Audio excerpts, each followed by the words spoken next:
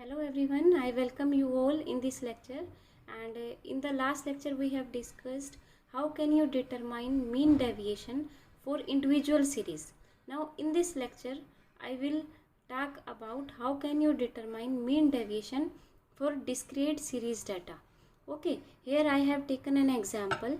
In that example this is discrete series data. Here x is the variable and f is the frequency. Okay, frequency means number of times by which these observations are present in the data. That means 1 is present 2 times, 2 is present 3 times and all that. Okay, to determine mean deviation you have to determine the absolute deviation first. And for determining absolute deviation means how much these observations are different from mean. Okay, तो अगर आप इन सभी observations का mean से difference find out करना चाह रहे हो तो पहले आपको क्या डिटरमाइन करना पड़ेगा? Mean. Okay, for determining mean in the case of discrete series the formula is summation F X by N. So you have to determine firstly F X. F X means F multiply X. Okay, so here I have determined F X and by putting these values here, n is the summation f.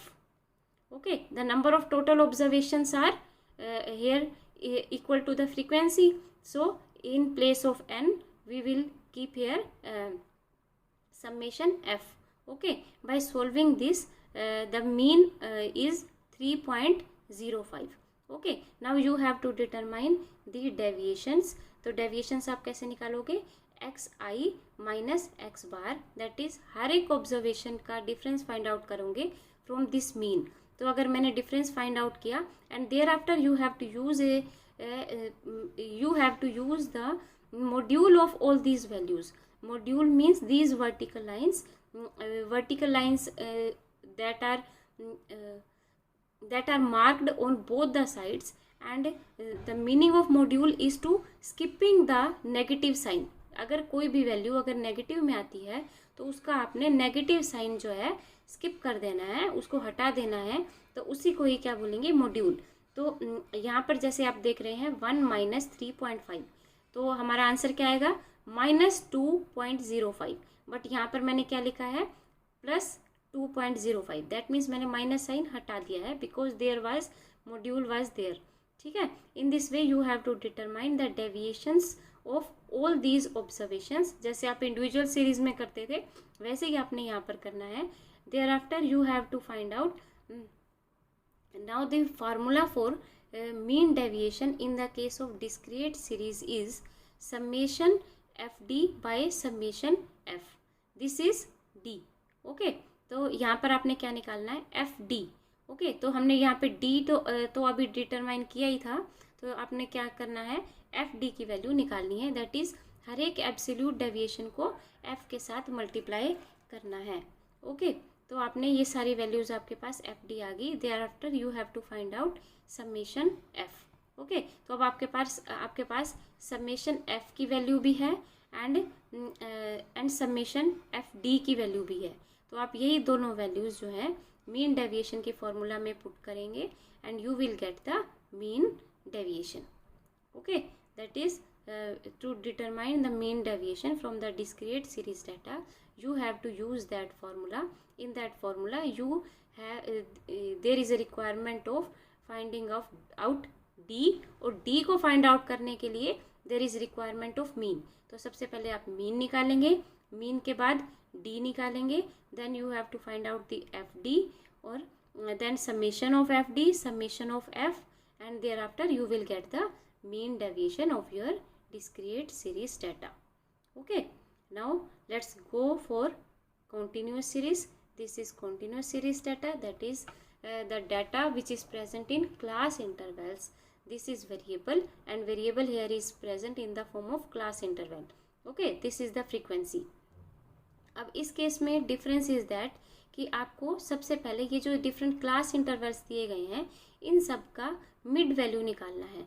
जैसे first one में क्या है? 10 plus 20, 10 plus 20 by 2, तो 30 by 2 that is 15. तो इसी तरह से 20 + 30 that is 50, 50/2 that is 25. In this way you have to determine the mid value of all the class intervals. जब आपके पास मिड वैल्यू आ गई तो वो क्या हो गई आपके पास वो आपके पास क्या होगी x. तो बाकी जो सारा मेथड है वो बिल्कुल सेम डिस्क्रीट सीरीज की तरह है, बस आपको पहले इसके अंदर मिड वैल्यू निकालनी है.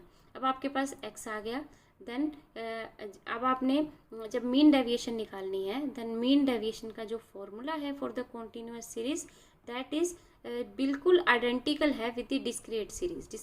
डिस्क्रीट सीरीज में भी आपने यही फॉर्मूला यूज़ किया था. अब इस फॉर्मूला में आपने क्या चाहिए, आपको summation FD by summation F. ठीक है, तो आपको D की वैल्यू चाहिए. जब आपको D चाहिए then you have to determine the mean. Okay, mean निकालने के लिए there is a formula that is summation, this is summation FX by summation F. Okay, तो यहाँ पर मैंने FX निकाल लिया. ठीक है, तो दिस इज समेशन FX और उसके बाद समेशन F, ये हमने पहले से ही निकाल रखा था. तो आपके पास मीन आ गई. Then you have to determine same कि आपने क्या फाइंड आउट करनी है, डेविएशन. तो हर एक ऑब्जर्वेशन दीज मिड वैल्यूज को आपने कंसीडर करना है कि हर एक मिड वैल्यू मीन से कितनी डिफरेंट है. तो ये सारा डिफरेंस फाइंड आउट कर लिया and there was the sign of module. तो आपने ये सारी की सारी नेगेटिव वैल्यूज को भी आपने पॉजिटिव में कंसीडर किया. ओके, तो इस तरह से आपके पास D आ गया. Okay, then you have to find out the FD आपने फाइंड आउट कर लिया. हर एक जैसे 2 × 12.5 you will get 25, 3 × 2.5 you will get 7.5. In this way आपने FD की वैल्यू फाइंड आउट करनी है. Then you have to find out the summation FD. Okay, summation FD आ गया अब आपके पास and summation F. This both आपके पास हैं ये समेशन FD. ठीक है, एंड समेशन F. तो यही आपने यहाँ पर पुट करने हैं and you will get the mean deviation.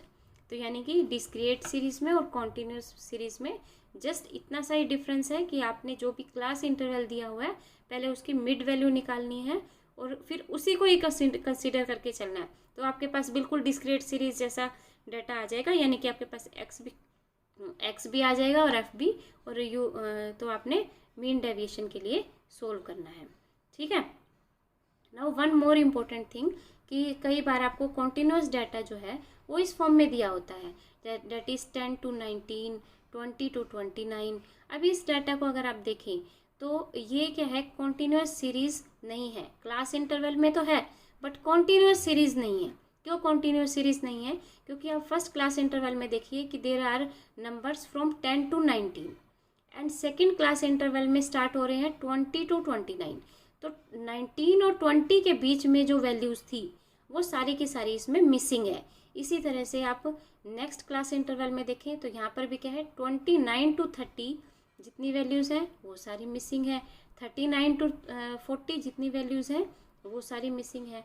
तो इस तरह का जो डाटा है इसको हम लोग डिसकॉन्टिन्यूअस क्लास इंटरवल डाटा कहते हैं. तो अगर आपको इस तरह का अगर डाटा दिया गया हो तो अब ये वाला जो डाटा है ये यूजुअल जो क्लास इंटरवल डाटा है उससे कैसे डिफरेंट है. अब आपको ये वाला क्लास इंटरवल डाटा देखिए, आप इसके अंदर देखिए कि फर्स्ट क्लास इंटरवल में जो हाईएस्ट वैल्यू है वो नेक्स्ट क्लास इंटरवल के लोएस्ट वैल्यू के बिल्कुल सेम है ना. इसी तरह सेकंड में इसकी हाईएस्ट वैल्यू इसके लोएस्ट वैल्यू से सेम है. तो यानी कि कोई भी वैल्यू जो है मिस नहीं हुई. बट अगर इस डाटा को देखें तो इसमें आप ये देखें कि इसकी जो हाईएस्ट वैल्यू है इसकी लोएस्ट वैल्यू के सेम नहीं है. तो इससे आप डिटरमाइन कर सकते हैं कि कौन सा डाटा आपका क्लास इंटरवल डाटा कॉन्टिन्यूअस है और कौन सा डिसकॉन्टिन्यूअस है. अगर आपको इस तरह का डिसकॉन्टिन्यूअस डाटा अगर दे दिया जाए तो आपको सबसे पहले इसको कॉन्टिन्यूअस डाटा में कन्वर्ट करना है. और कॉन्टिन्यूअस डाटा में कन्वर्ट करने के लिए जो लोअर वैल्यू है उसमें से 0.5 माइनस करना है, जो हायर वैल्यू है उसमें 0.5 ऐड करना है. ठीक है, इसी तरह ही नेक्स्ट क्लास इंटरवल में चलेंगे, उसमें भी क्या है 20 में से 0.5 माइनस करोगे तो आपके पास क्या आएगा 19.5 और 29 में 0.5 ऐड करोगे तो यू विल गेट 29.5. इस तरह से लोअर वैल्यू में से 0.5 माइनस करना है, हाईएस्ट वैल्यू में से 0.5 ऐड करना है. तो इस तरह जो आपके पास जो डाटा आ जाएगा, आप इसको देखिए, अब ये डाटा बिल्कुल आपका जो पहले वाला डाटा था उसकी तरह हो गया है। किस तरह से, इसकी जो हाईएस्ट वैल्यू है इसकी लोएस्ट वैल्यू के सेम है, इसकी जो हाईएस्ट वैल्यू है इसकी नेक्स्ट क्लास इंटरवल के लोएस्ट वैल्यू के सेम है। तो ये इस तरह से डिसकंटिन्यूअस क्लास इंटरवल को आपको पहले कॉन्टिन्यूअस क्लास इंटरवल में कन्वर्ट करना है। इस तरह के डाटा को हम लोग एक्सक्लूसिव सीरीज डाटा भी बोलते हैं। ओके, तो अब आपके पास ये डाटा आपका रेडी हो गया। बाकी जो सारी टास्क है वो आपकी बिल्कुल सेम है। सेम इन द सेंस कि आपको सबसे पहले मिड वैल्यू फाइंड आउट करनी है। अब इसकी मिड वैल्यू कैसे फाइंड आउट करोगे, 9.5 plus 19.5 divide 2, you will gate 14.5। इसी तरह 19.5 plus 29.5 divide 2, you will gate 24.5। तो इस तरह आपके पास मिड वैल्यूज आ जाएंगी। बाकी जो आपका जो सारा प्रोसेस है वो बिल्कुल सेम रहेगा जैसे कि अभी मैंने कॉन्टिन्यूअस सीरीज के केस में बताया था। Okay, now one more thing, कई बार आपसे क्या पूछ लिया जाता है कि you have to find out the coefficient of mean deviation. तो कोफिशिएंट ऑफ मीन डेविएशन निकालने का आपका फॉर्मूला है, जो आपने मीन डेविएशन निकालनी है उसको मीन से डिवाइड करना है, then you will get the coefficient of mean deviation. ठीक है, अब ये कोफिशिएंट ऑफ मीन डेविएशन भी 3 टाइप्स का होता है, that is about mean, about median, about mode. ठीक है, तो इसका क्या मतलब है कि अगर आपको अबाउट मीडियन बोला जाए, अबाउट मीडियन बोला जाए, तो आपको जो आपने पूरा अब तक फॉर द मीन डेविएशन जो आपने सोल्व किया है, तो सारे में आपने पहले मीन निकाला है ना। जैसे इस न्यूमेरिकल में देखिए, आपने पहले क्या निकाला है, मीन, है ना। तो अगर इससे लास्ट वाले में देखें, इसमें भी क्या निकाला है, मीन। अगर लेकिन वो क्या कहते हैं, अबाउट मीडियन कहते हैं या अबाउट मोड कहते हैं, तो आपको सबसे पहले यहाँ पर मीन की जगह पर क्या निकालना है, मीडियन निकालना है। ठीक है, जो डेविएशन भी निकलेगी वो भी कैसे निकलेगी, यहाँ पर सब जगह मीडियन की वैल्यू आएगी। अगर मोड निकालते हो तो यहाँ पर सब जगह मोड की वैल्यू आएगी। ठीक है, तो ये बाकी सब कुछ बिल्कुल सेम रहेगा, बस मीन की जगह पर आपने क्या वैल्यू निकालनी है। अगर अबाउट मीडियन पूछा जाए तो आपने मीडियन निकालना है, अबाउट मोड पूछा जाए तो आपने मोड निकालना है। बाकी सारा की सारा बिल्कुल सिमिलरली आपने सोल्व करना है।